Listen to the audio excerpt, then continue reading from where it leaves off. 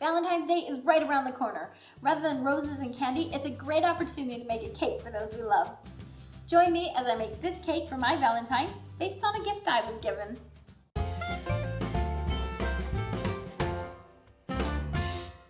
Hi friends, my name is Sherry Ray and this is Every Cake Tells a Story, where we learn how to decorate together and love others through cake art. Because as I decorate, we'll get to know the individual this cake is dedicated to. Today, it's Scott. 1 year for our anniversary, he gave me this picture along with a matching blanket. I wanted to take the highlights from the picture and incorporate it into the cake.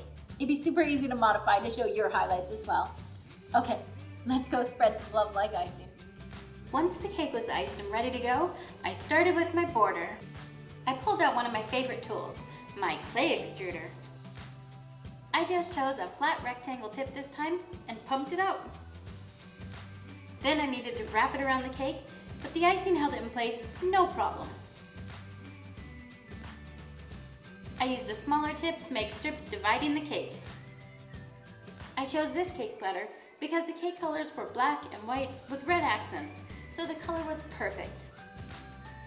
The platter helped me divide the cake perfectly into different sections.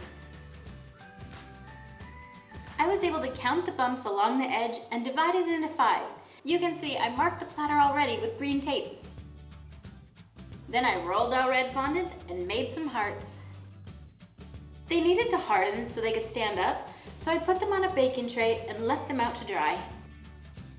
One heart was different though.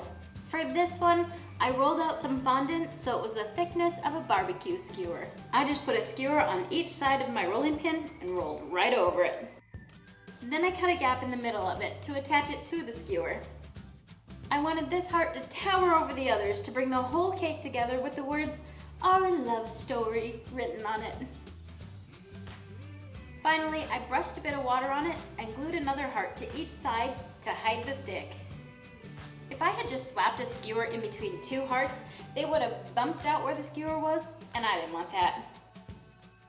Once I finished, I set that one aside to dry and moved on. Before I get started on the pictures, here's a close-up of the original I used for reference.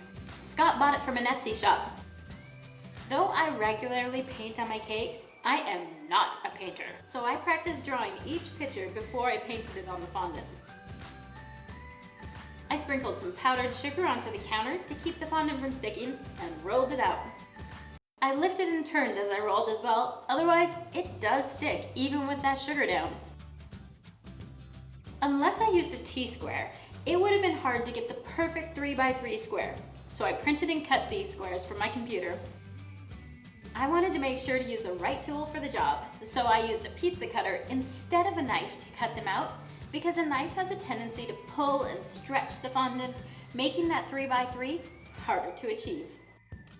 I had my drawing right there, and the actual picture is just out of sight for reference too. I used my favorite paint, Sweet Sticks, in white to get that chalkboardish look. I love how smoothly it goes on. I just dropped a little bit in my paint palette and went from there. I wasn't sure if I should redo this one because it's so off-center, but I could add a pop of color to even it out later. That's called embracing my mistake and using it to my advantage.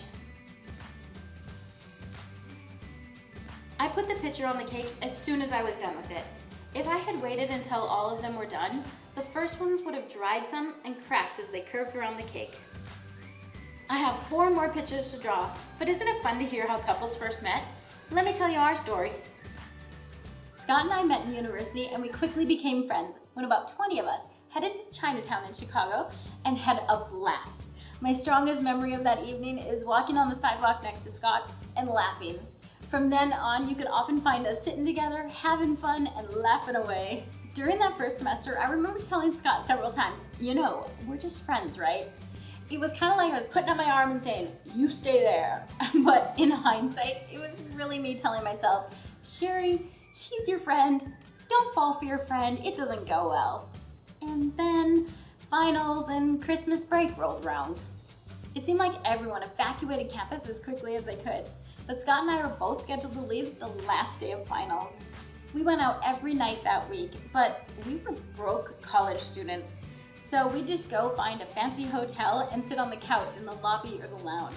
We had a lot of great conversations in the Drake Hotel on Michigan Avenue. Scott brought me to the airport at the end of the week, and as I was leaving, he gave me a gift to open on the plane. It was this book, and tucked inside were lots of coupons for buy one, get one free for the local coffee shop. Our student newspaper always included these coupons, but a lot of students, they would grab it from their mailbox and drop it directly into the recycling bin.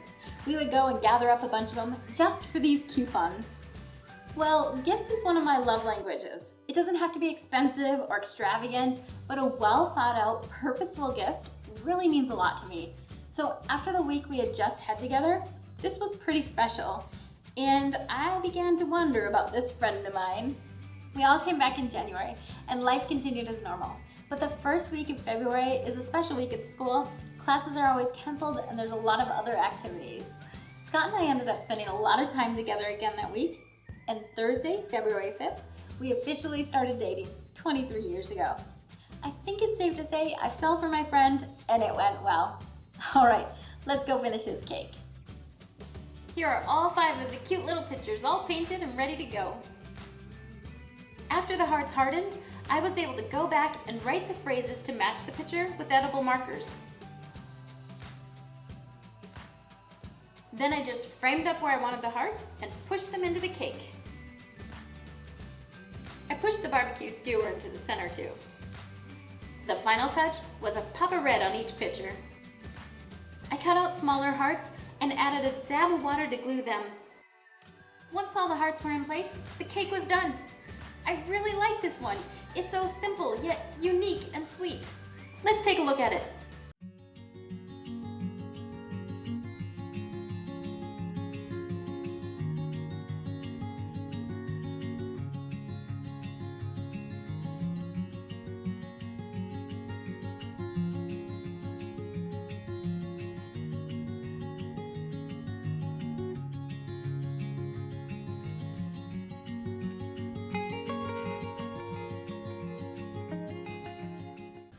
I always wanted to make Scott an anniversary cake, but our wedding anniversary is smack in the middle of a bunch of birthdays and a holiday, and we're all caked out by the end of that season.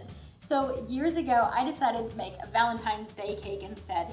We don't do much for Valentine's Day, but this is a pretty fun tradition, and I'm a sucker for traditions.